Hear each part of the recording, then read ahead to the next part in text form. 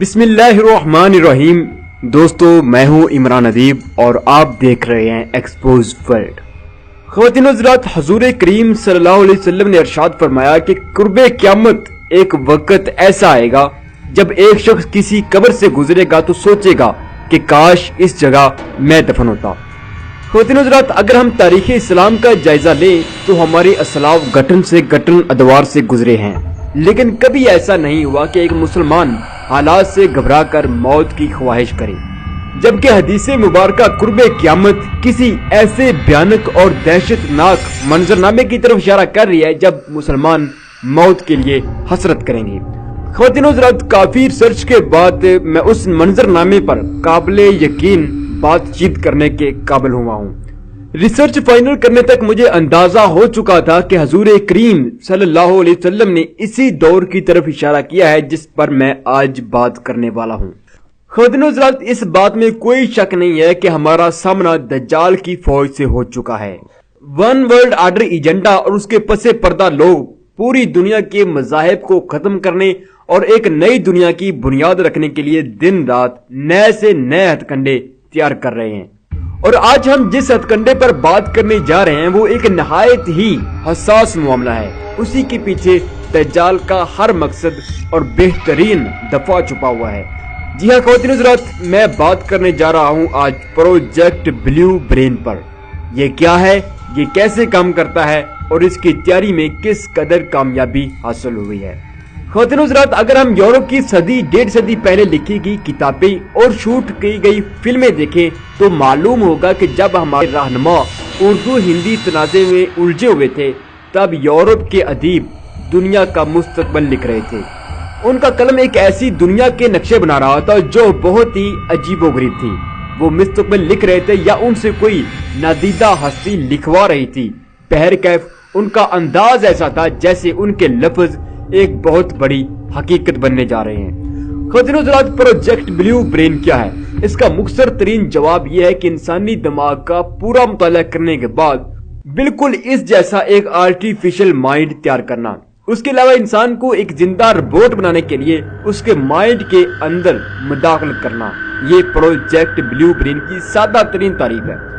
خواتین حضرات، اس پروجیکٹ پر بات کرنے سے پہلے ہم اس کی افادیت 1956 میں یورپی مصنف آرتھر سی کلارک کے لکھے گئے ایک novel the city and the star کی مدد سے سمجھنے کی کوشش کرتے ہیں۔ خواتین حضرات، آرتھر سی کلارک اپنے novel the city and the star میں 1 ارب سال بعد بسنے والے ایک شہر کی کہانی بیان کرتے ہیں۔ ایک ایسا شہر جہاں کے لوگ بار بار زندہ ہوتے ہیں اور بار بار مر جاتے ہیں۔ اس شہر کے ارد گرد دنیا کی تمام آبادی سمندری طوفانوں کی نظر ہو چکی ہے یا انہیں مار دیا گیا ہے۔ لے دے کر بس ایک شہر بچتا ہے جسے ناول میں ڈیاسر کا نام دیا گیا ہے۔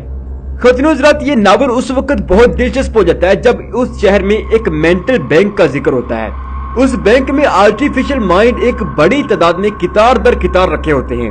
ہر آرٹیفیشل مائنڈ شہر میں بسنے والے کسی نہ کسی فرد کے مائنڈ کو کنٹرول کر رہا ہوتا ہے۔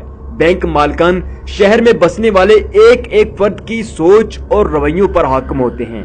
وہ جس سے کام لینا چاہیں اس کے آرٹیفیشل مائنڈ میں سگنل بھیج کر حکم دیتے ہیں اور وہ آرٹیفیشل مائنڈ اوریجنل مائنڈ سے جڑا ہوتا ہے۔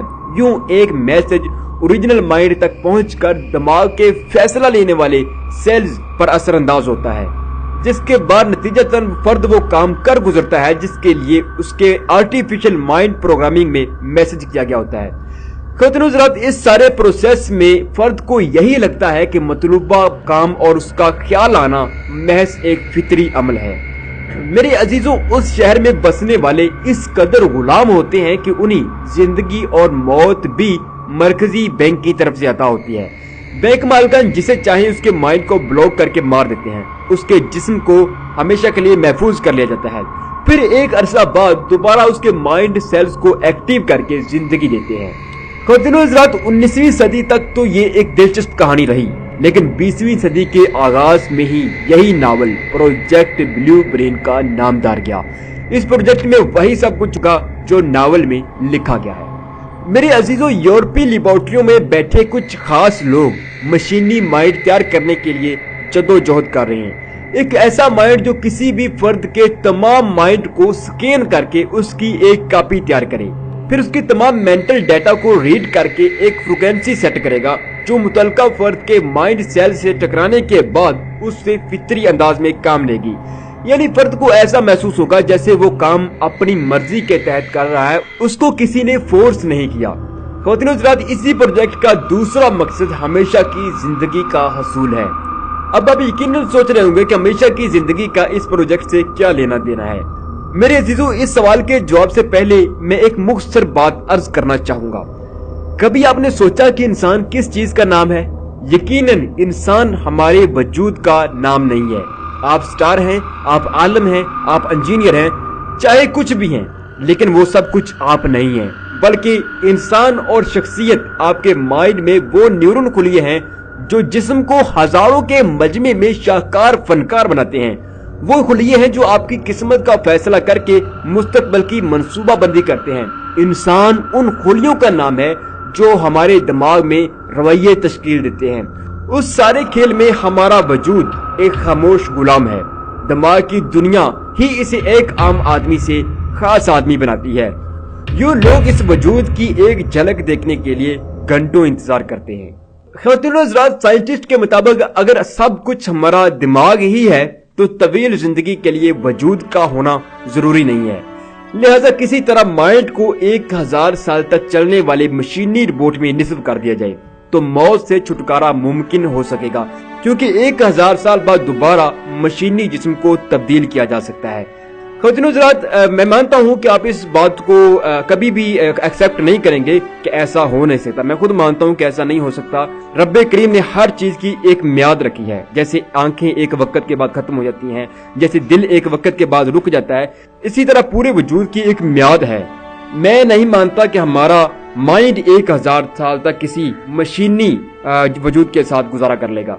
خواتین و حضرات، اس پروجیکٹ کا تیسرا اہم مقصد ٹرانس ہیومن ایجنڈے کی تکمیل ہے۔ یعنی انسان کی ڈی این اے آرٹیفیشل کوڈنگ سے جنم لینے والا انسان پوری طرح انسان کے کنٹرول میں ہو، اس کی سوچ، رویے اور سجدوں کا مرکز بھی انسان ہی ہو، اس کے اندر کہیں بھی کسی مذہب یا معاشرے کا حصہ بننے کا خیال تک نہ جنم لے، بلکہ وہ پیدائش سے پہلے ہی مینٹل کوڈنگ کے ذریعے زندگی کا مقصد حاصل کر چکا ہو۔ اس سب کے لیے ضروری ہے کہ انسان پہلے مائنڈ کے پیچیدہ ترین نظام سے بخوبی واقف ہو۔ یاد رہے، ٹرانس ہیومن ایجنڈے میں ٹرانس شدہ وجود میں آرٹیفیشل مشینی مائنڈ کو استعمال نہیں کیا جائے گا، بلکہ مائنڈ کے پورے نظام کو سمجھ کر اس کا ایک نقشہ ترتیب دیا جائے گا۔ پھر ٹرانس شدہ انسان یا جاندار کی مینٹل کوڈنگ اس نقشے کی رہنمائی میں کی جائے گی۔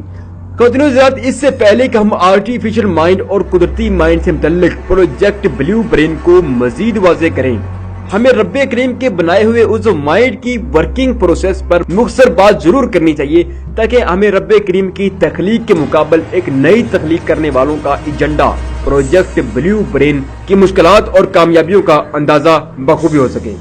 خواتین و حضرات، ہماری تمام روزمرہ کی زندگی کا پورا انحصار ہمارے مائنڈ پر ہے۔ رب کریم نے اسے 85 ارب خلیوں سے تشکیل دیا ہے، جنہیں نیورون کہتے ہیں۔ یہ خلیے مل کر ایک پورا نیٹ ورک بناتے ہیں جسے نروس سسٹم کہا جاتا ہے۔ دلچسپ بات یہ ہے کہ ہر ایک خلیے کی طاقت 3 to 4 high gigahertz computers کے برابر ہے۔ یعنی ہمارا مائنڈ ہر لمحہ 85 ارب کمپیوٹرز کی طاقت لیے کام کر رہا ہے۔ یہ کمپیوٹرز اپنے الگ الگ فنکشن لیے کام کر رہے ہیں۔ مثلاً آپ حاضرین سے صرف ایک جملہ کہنا چاہتے ہیں، میں آپ لوگوں کے ساتھ بہت خوش ہوں۔ اس جملے کی تیاری میں نیورون سیلز کا ایک گروپ زبان کا انتخاب کرے گا، دوسرا گروپ مائنڈ میموری سے الفاظ کا انتخاب کرے گا، تیسرا گروپ اسے ترتیب دے گا، جبکہ چوتھا گروپ فائنل کرے گا کہ آپ کو یہ جملہ کس وقت اور کس انداز میں بولنا ہے۔ نیورون کا پانچواں گروپ اس میں ثقافتی اور وراثتی اثر پیدا کرتا ہے۔ یہی وجہ ہے کہ بہت سارے لوگ اپنے باپ دادا کی طرح گفتگو کرتے ہیں۔ اس کے بعد چھٹا گروپ جملے کو مکمل تیار کر کے لانچنگ کے لیے ریڈی کر دیتا ہے، اور ساتواں گروپ اسی اپنی نگرانی میں لانچ کرواتا ہے۔ یعنی آپ حاضرین سے کہہ دیتے ہیں کہ میں آپ لوگوں کے ساتھ بہت خوش ہوں۔ میری عزیزو، یوں ایک سیکنڈ میں 10 لاکھ کے قریب نیورون سیلز سپر کمپیوٹر سے 1000 گنا زیادہ تیزی سے کام کر جاتی ہیں اور ایک فکرہ ادا ہو جاتا ہے۔ इसी तरह आंख के खुलिये मुख्तलिफ रंग माइंड न्यूरॉन सेल्स को देते हैं। आंख से मुतल्लिक न्यूरॉन सबसे पहले रंगों की पहचान करते हैं, उसके बाद उसका एक नक्शा तैयार करते हैं, फिर उसकी 2 कापियां मजीद तैयार की जाती हैं। पहली कापी उन मेंटल सेल्स की तरफ रवाना की जाती है जो सूरत हाल की निगरानी करते हैं। उनके पास फौरी फैसला लेने का इख्तियार भी होता है, उन्हें कोर्बल कोर्टेक्स कहते हैं। जबकि दूसरी कापी मेंटल मेमोरी में स्टोर कर दी जाती है। इसी तरह कुछ खुलिये लाशऊर को कंट्रोल करते हैं, मसलन दिल का चलना, आंख का झपकना और सांस का चलना। ख़वातीन-ओ-हज़रात, रब्बे करीम का बनाया हुआ ये निजाम कुछ इसी तरह चलता रहता है। ये निजाम इतना पेचीदा तरीन है कि सिर्फ हमारी एक आंख को कंट्रोल करने के लिए जो खुलिये 24 घंटे काम कर रहे हैं उनकी तादाद 5 लाख से जायद है।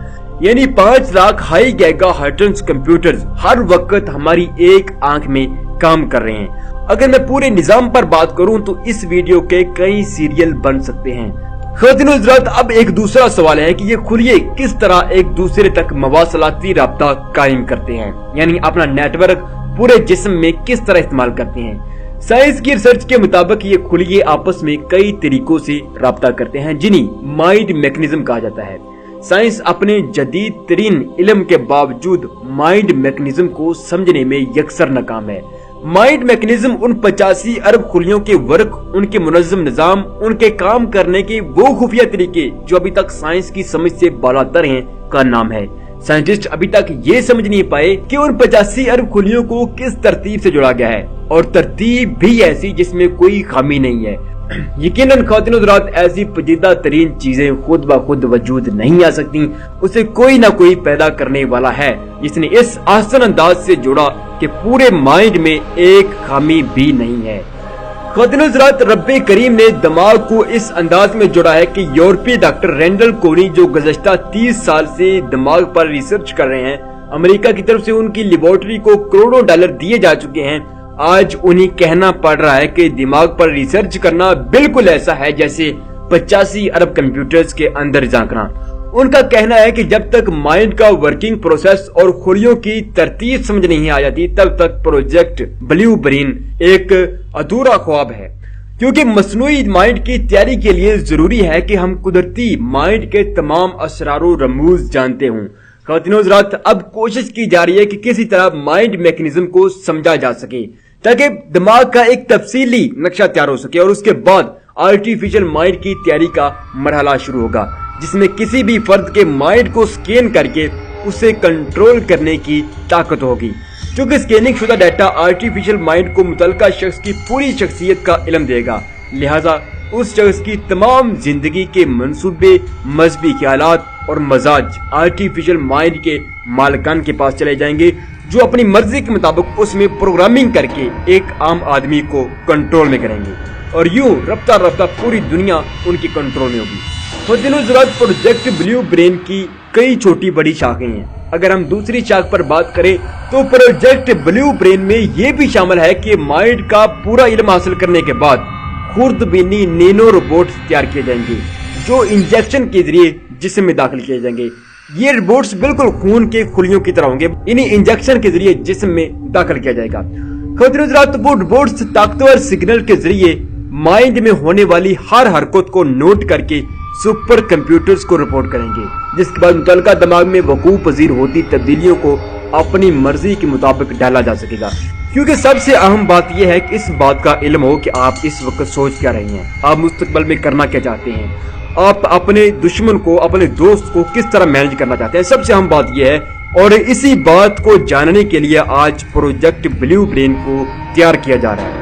ख़वातीन-ओ-हज़रात, जब नैनो रोबोट्स हमारे वजूद में दाखिल हो जाएंगे तो वो जिस्म के चप्पे चप्पे की रिपोर्टिंग करेंगे, यहाँ तक कि माइंड में होती तब्दीलियों को भी पीछे रिपोर्ट करेंगे, फिर माइंड में वकूअ पजीर होती उन तब्दीलियों को अपनी मर्जी के मुताबिक डालेंगे। आपको खबर तक न होगी कि आपके अचानक बदलते इरादों के पीछे कौन बैठा है। आलम कुफर की वो सोच और नजरिए जिनसे बचने के लिए हम हर मुमकिन कोशिश करते हैं, वो नामालूम वायरस की तरह हमारे माइंड में घुस आएगा, एक ऐसा वायरस जिसका कोई एंटी वायरस नहीं होगा। उसके बाद हम मुकम्मल तौर पर एक अनदेखी जेल के हसार में चले जाएंगे। ख़वातीन-ओ-हज़रात, उन नैनो रोबोट्स को हमारे जिस्म में कब दाखिल किया जाएगा, हमें उसकी खबर तक न होगी। हमारे नजदीक डॉक्टर के हाथों लगने वाला इंजेक्शन बुखार یا نزلہ زکام کا ہوگا، لیکن در حقیقت وہ انجیکشن ایسی ہتھکڑی ہوگا جس سے آزاد ہونا یقیناً ناممکن ہوگا۔ حضرات، پروجیکٹ بلیو برین کے پیچھے بہت اندوہناک حقائق موجود ہیں۔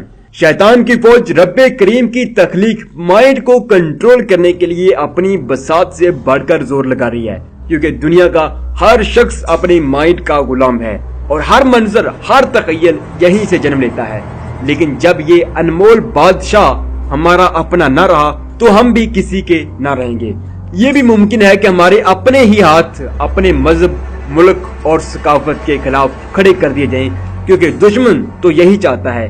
فرق صرف اتنا ہے کہ آج اسے مختلف تقریب کاری کے ذریعے یہ کام سر انجام دینا پڑتے ہیں، لیکن پروجیکٹ بلیو برین کی کامیابی کے بعد انہیں یہ سب کشٹ نہیں اٹھانے پڑیں گے، بلکہ جسٹ ایک کمانڈ دینی پڑے گی اور ہم یا دنیا کے وہ لوگ جو ان کا شکار ہوں گے وہ وہی کام کر گزریں گے جو سپر کمپیوٹرز کے ذریعے ڈیزائن کیے جائیں گے۔ حضرت، اب میری اگلی بات نہایت توجہ سے سنیں۔ سائنٹسٹ کے مطابق انہیں مائنڈ کا میکنزم سمجھ نہیں آ رہا، یعنی مائنڈ کے 85 ارب خلیے آپس میں کن کن طریقوں سے رابطہ کرتے ہیں، ابھی تک یہ چیز کلیئر سمجھ میں نہیں آ سکی۔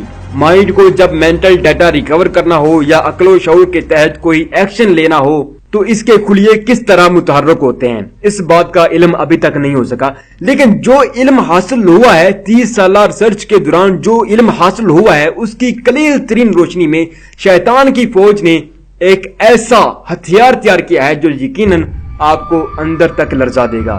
اس ہتھیار کو RFID کہتے ہیں، یعنی ریڈیو فریکوینسی آئیڈینٹیفیکیشن۔ حضرات، شیطان ہمیشہ آسائشات کی جنت سے ڈال کر ہمیں گمراہ کرتا ہے، لیکن ہر بار ہماری پلاننگ اور حکمتی عملیاں رب کریم کی رحمت بن کر ہمیں بچاتی رہیں۔ اب اسی چیز یا اسی بنیادی سوچ کو ٹریس کر ختم کرنے کے لیے پروجیکٹ بلیو برین کو تشکیل دیا گیا ہے، یعنی ایک ایسی دنیا کا قیام جہاں ہم موت کی حسرت بھی کریں تو بھی دشمن جان جائے گا کہ ہم اس سے راہ فرار اختیار کرنا چاہتے ہیں۔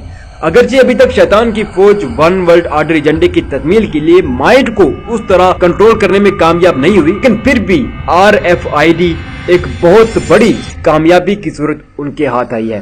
حضرات، سوال یہ ہے کہ RFID کیا چیز ہے؟ اگرچہ اس پر پہلے بھی کچھ ریسرچر بات کر چکے ہیں، لیکن ماشاءاللہ ہمارا قومی شعور ایسا ہے کہ ہم خود تو ریسرچ کرتے نہیں ہیں۔ البتہ اگر کوئی محنت کر کے نئی چیز کھوجنے میں کامیاب ہو جاتا ہے تو اسے فل فور جھوٹا بول دیتے ہیں۔ RFID سے متعلق پہلے بھی ویڈیوز موجود ہیں، لیکن میں اسے بہت ہی آسان لفظوں میں سمجھاؤں گا اور آخر میں آپ کو یہ سمجھ بھی آ جائے گی کہ شیطان اپنا طریقہ واردات کیوں بدل رہا ہے۔ حضرات، RFID کا ٹیکنیکل جائزہ لیں تو یہ پن کی نوک جتنی ایک ڈیوائس ہے جس کے اندر ہماری تمام ضروری انفارمیشن اور کاغذات اپلوڈ کیے جا سکتے ہیں۔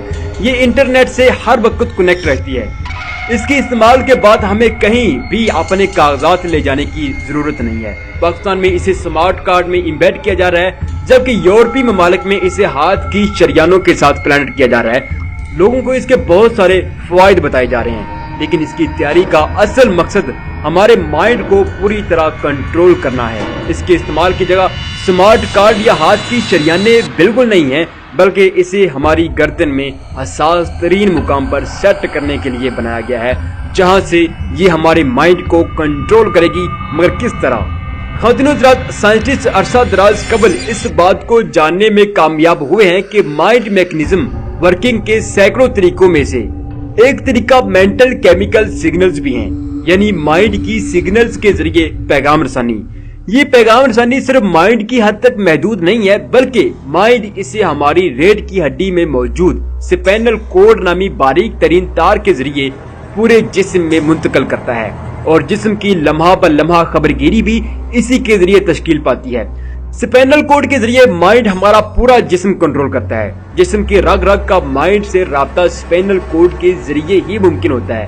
سپینل کورڈ میں 6 واٹ کا کرنٹ لیے کیمیائی سگنلز ہر وقت بہت سارے مینٹلی میسجز اور احکامات لیے پورے جسم میں سفر کرتے رہتے ہیں۔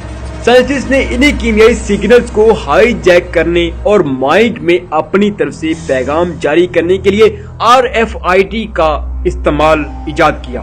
اب RFID کس طرح کام کرتی ہے؟ اس چیز کو اگرچہ بہت ساری ریسرچر نے پہلے بھی سمجھایا ہے، لیکن میں اس چیز کو تھوڑا سا الگ انداز میں ایکسپلین کرتا ہوں۔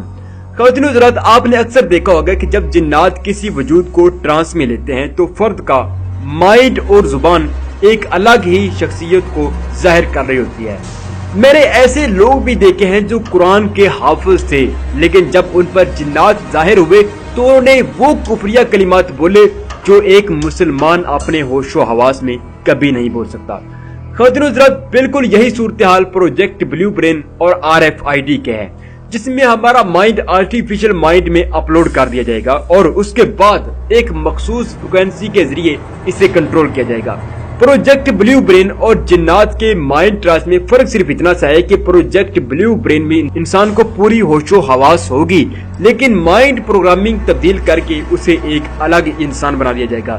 جبکہ خواتین و حضرات، جنات گردن سے تھوڑا اوپر سپینل کورڈ کے ان نیورون سگنلز کو جام کرتے ہیں جو انسانی جسم کی تمام ایکٹیویٹی اور دماغی پیغامات و احساسات کو پورے جسم سے مائنڈ اور مائنڈ سے پورے جسم میں ٹرانسفر کرتے ہیں۔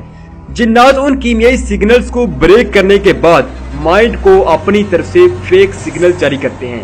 مائنڈ جو کہ ہیک ہو چکا ہوتا ہے، اسے معلوم ہی نہیں ہوتا کہ نئے آنے والے سگنلز اس کے اپنے نیٹ ورک کے نہیں ہیں، لہٰذا مائنڈ اسپینل کورڈ کے ان مصنوعی سگنلز کو بھی ریڈ کر جاتا ہے جو مائنڈ کے اپنے نہیں ہوتے۔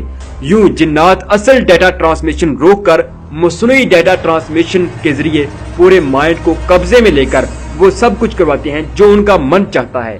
لیکن خواتین و حضرات، اگر اسپینل کورڈ مائنڈ ٹرانسمیشن کو چھیڑے بغیر، یعنی ان آتے جاتے سگنلز کو چھیڑے بغیر ان میں مصنوعی سگنلز داخل کر دیے جائیں تو یہ مائنڈ میں ایک لاشعوری خیال کی طرح ظاہر ہوتے ہیں، بالکل ایسے جیسے آپ کو بیٹھے بیٹھے خیال آیا کہ آج مجھے نماز پڑھنی چاہیے۔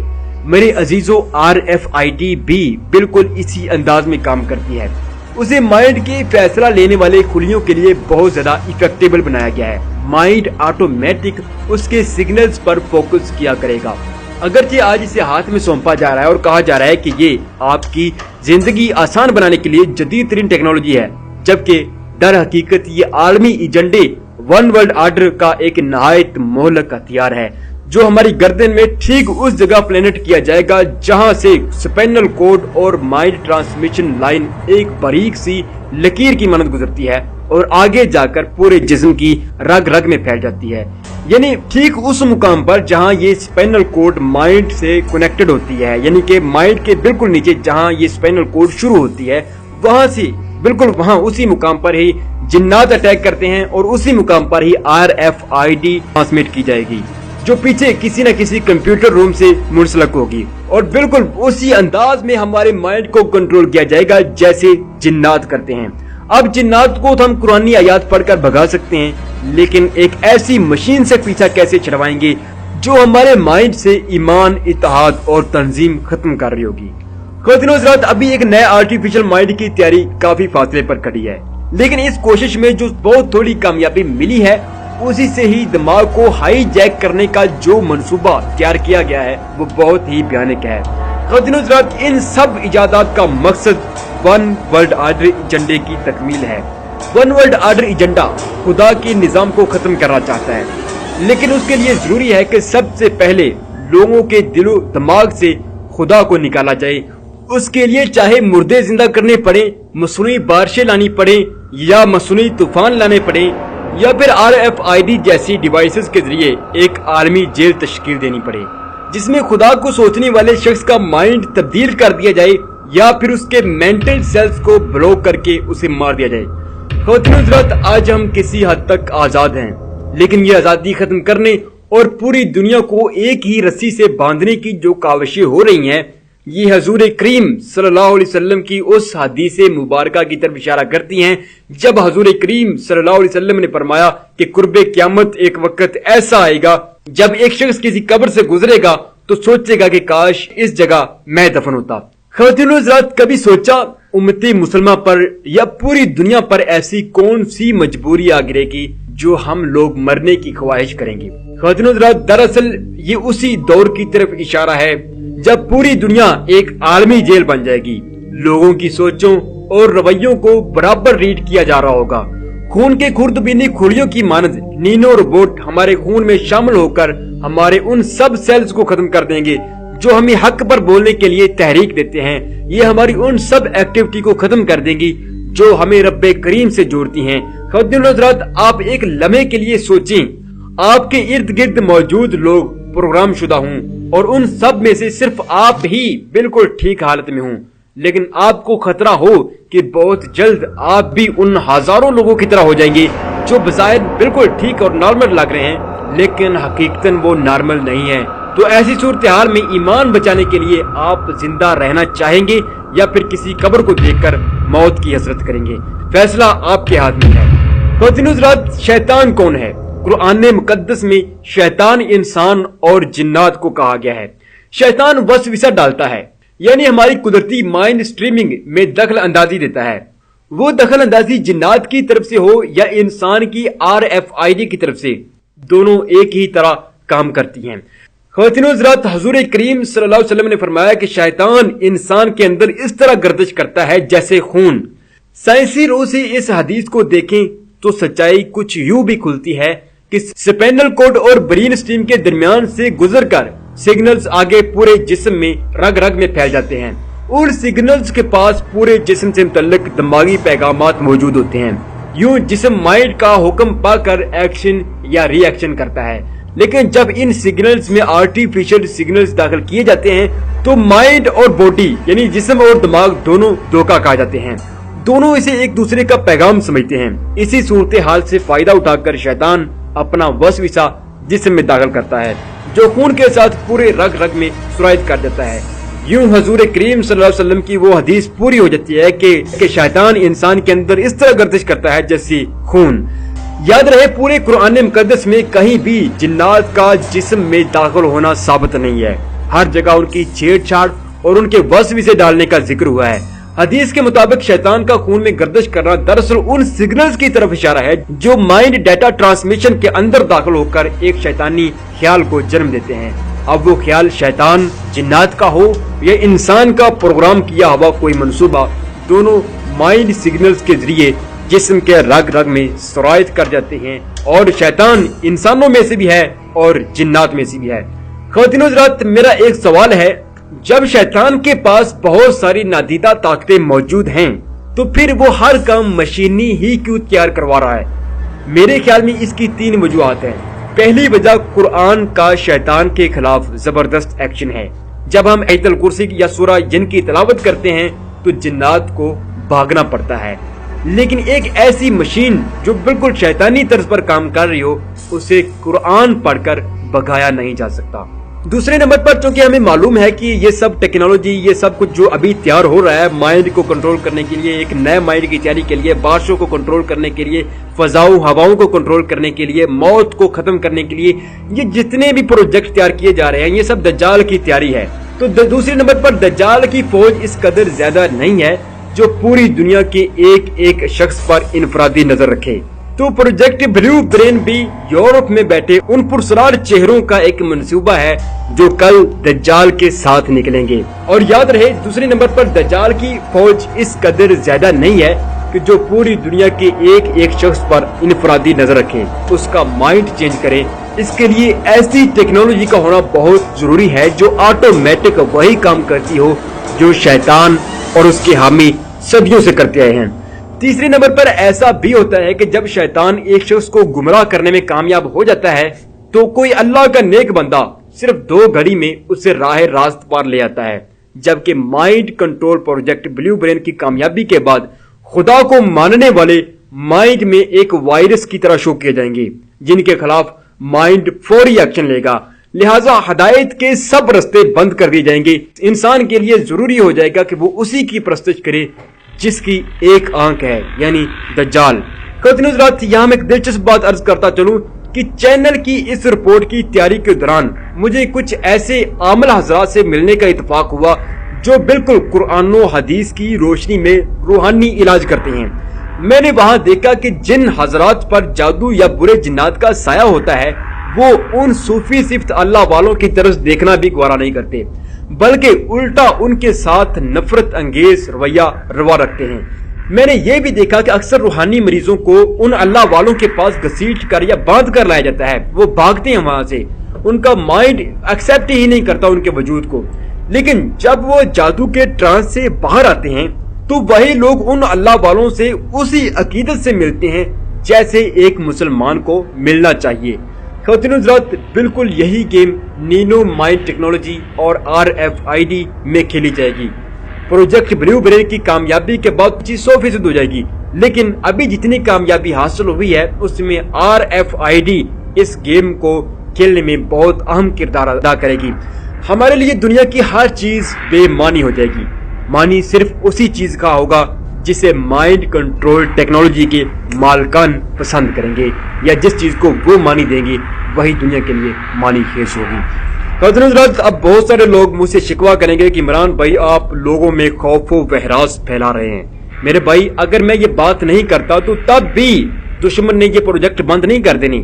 خواتین حضرات، اب بتانا بہت ضروری ہو چکا ہے، چاہے آپ کو خوف محسوس ہو یا پھر آپ اس جنگ میں دجال کے خلاف کوئی حکمت عملی سوچیں یا پھر جہاد بالعلم کریں، کچھ بھی کریں، میں خاموش ہو جاؤں گا. لیکن یہ پروجیکٹ رکنے والے نہیں ہیں. اگر انہیں روکا جا سکتا ہے تو کسی نہ کسی عالمی تحریک کی بدولت ہی روکا جا سکتا ہے. اگر ہم آگاہی نہیں دیں گے تو ممکن ہے کہ یہ پروجیکٹ کمپلیٹ ہو کر ہزاروں لوگوں کو نگل جائے. ہاں، اگر ہم آپ لوگوں کو بتا دیتے ہیں، ممکن ہے کہ آپ میں سے کوئی سلطان صلاح الدین ایوبی چھپا ہو، آپ میں محمد بن قاسم بیٹا ہو، آپ میں کوئی بڑا لیڈر ہو سکتا ہے جو اس چیز کو اس قدر سنجیدگی سے لے کہ ممکن ہے کہ وہ ان سب پروجیکٹس کے راستے کا سب سے بڑا پتھر بن جائے، سب سے بڑی چٹان بن جائے.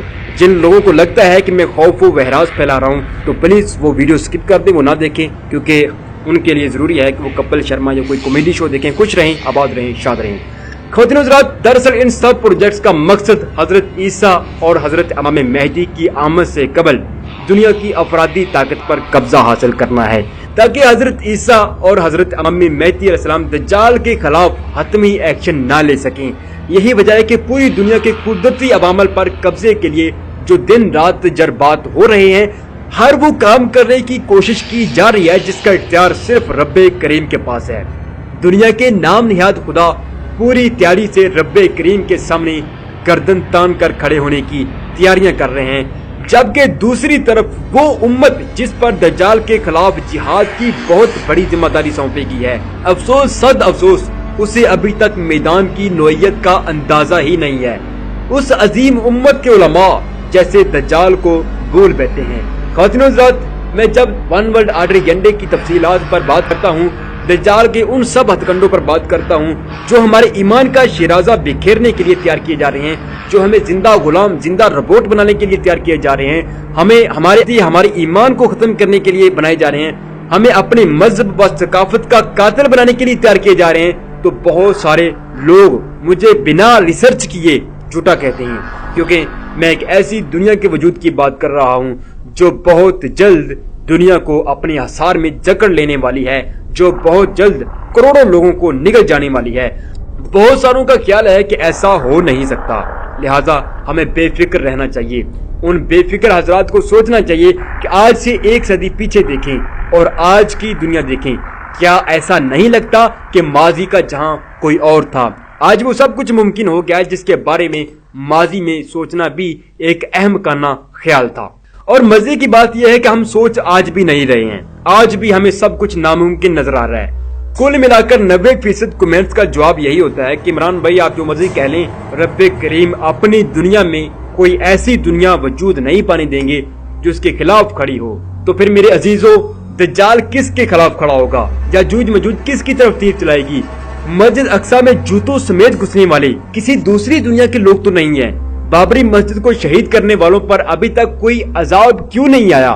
کیونکہ یہ سب دجال کے لشکر میں شامل ہونے والے لوگ ہیں. انہیں خدا نے کھلا چھوڑ دیا ہے، یہ اپنی آخری حد تک جائیں گے اور یہاں تک کہ خدا کے ہم اثر خدائی بھی تشکیل دیں گے. پھر ایسی صورتحال میں اہل ایمان کی آزمائش ہوگی.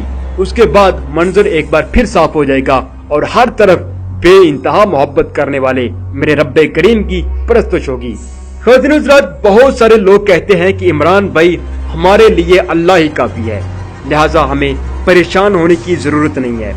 ان سے میرا سوال یہ ہے کہ اگر ہمارے لیے اللہ ہی کافی ہے تو ہم نے ایٹم بم کیوں بنایا؟ सालाना अरबों रुपए दफाई टेक्नोलॉजी पर क्यों खर्च कर रहे हैं? हमें तो चाहिए घोड़े बेचकर सोएं। हम मुसलमान हैं, अहले ईमान हैं, कलमा पड़ा हुआ है, हम घोड़े बेचकर सोएं। हमारी हिफाजत का जिम्मा तो अल्लाह पाक ने लिया हुआ है। हमें चाहिए 5 वक्त की नमाज पढ़ें, रोजे रखें और सुकून से सोएं।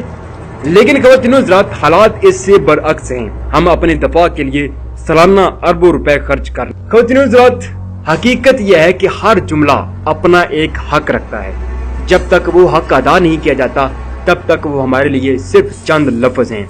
उनकी तासीर भी हमारे लिए खोखले लफ्जों वाली होती है। मेरे अजीजों, कुरान मुकद्दस में कई मुकामात पर रब्बे करीम ने बावर करवाया है कि मोमिनीन के लिए अल्लाह ही काफी है।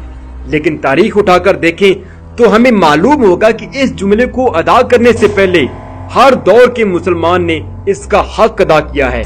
इसका हक ये है कि हम पूरी तैयारी के साथ खड़े हों, मैदान कारजार में तूफान से पहले वाली खामोशी तारी हो, फिर हमारी आंखों से आंसू गिरें और हम जेरे लब कहें कि ऐ अल्लाह, हम तुम्हारे कमजोर नातमा बंदे तेरे दीन की सरफराजी के लिए मैदान कारजार में उतरे हैं।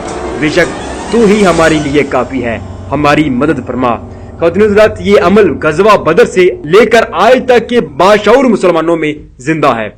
लेकिन जब से दीन का वास्ता खेसी तान मुसलमानों से पड़ा है तब से इसकी तासीर भी खत्म हो गई है। इसराइल में मुसलमान जलें या बर्मा में कत्लो-गारत हो, हम हजारों ऐसे जुमले बोलते हैं लेकिन खुदा देखकर खामोश रहता है। आसमान नहीं लरजता, जमीन नहीं फटती, क्योंकि हम खुदा का हक अदा नहीं करते हैं और खुदा हम पर रहमत नहीं करता। खुदा का हक ये है कि हम अपनी कुव्वत के मुताबिक घोड़े तैयार रखें ताकि तुम्हारे और अल्लाह के दुश्मनों पर रोब तारी रहे। ख़वातीन हज़रात, सूरह अनफाल की इस आयत का मफ़हूम यह है कि हम उन मैदानों में पहले से खड़े हों जिनमें दुश्मन हमें घसीटना चाहता है। आज अगर हम उम्मत की मजमूई सूरत हाल देखें तो हमें जिहाद बिल इल्म की शदीद तरीन जरूरत है। हमें अपनी कुव्वत के मुताबिक शैतान और दज्जाल की फौज के एक एक मंसूबे को जानना है, क्योंकि मुस्तकबल में हमारा सामना हथियारों से ज्यादा इल्म और अकल से लड़ी जाने वाली जंग से होगा।